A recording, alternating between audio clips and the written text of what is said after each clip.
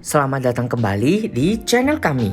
Hari ini kita akan membawa Anda dalam sebuah cerita tentang perjalanan menghitung break-even point atau BEP pada sebuah business tour and travel. Ikuti kisah ini dan temukan cara Anda sendiri untuk menavigasi jalur keuangan bisnis Anda. Mari kita mulai. Bayangkan, Anda adalah pemilik bisnis tour and travel. Anda memiliki visi untuk membawa orang ke tempat-tempat indah dan menciptakan pengalaman yang tak terlupakan. Namun, seperti bisnis lainnya, Anda harus memastikan bahwa bisnis Anda menghasilkan laba. Nah, disinilah BEP atau titik impas berperan. BEP adalah titik di mana total pendapatan sama dengan total biaya, dan bisnis Anda mulai mendapatkan keuntungan setelah titik ini. Menghitung BEP adalah langkah penting dalam merencanakan dan mengelola keuangan bisnis Anda. Mari kita berkenalan dengan karakter kita, Andi.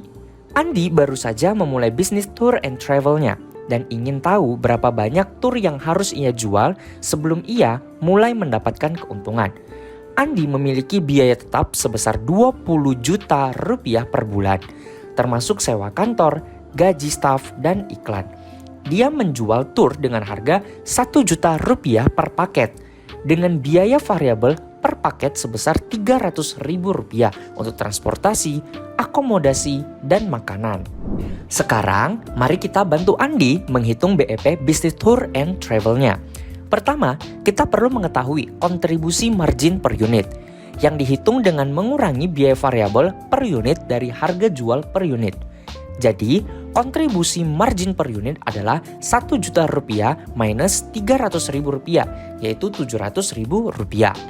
Kedua, kita menghitung BEP dalam unit dengan membagi total biaya tetap dengan kontribusi margin per unit.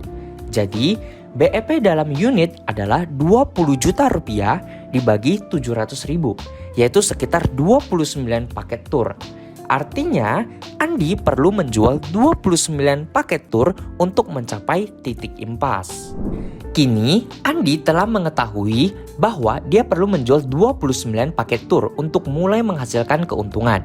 Dengan informasi ini, Andi dapat merencanakan strategi penjualan dan pemasarannya dengan lebih baik dan berusaha mencapai dan melampaui BEP tersebut.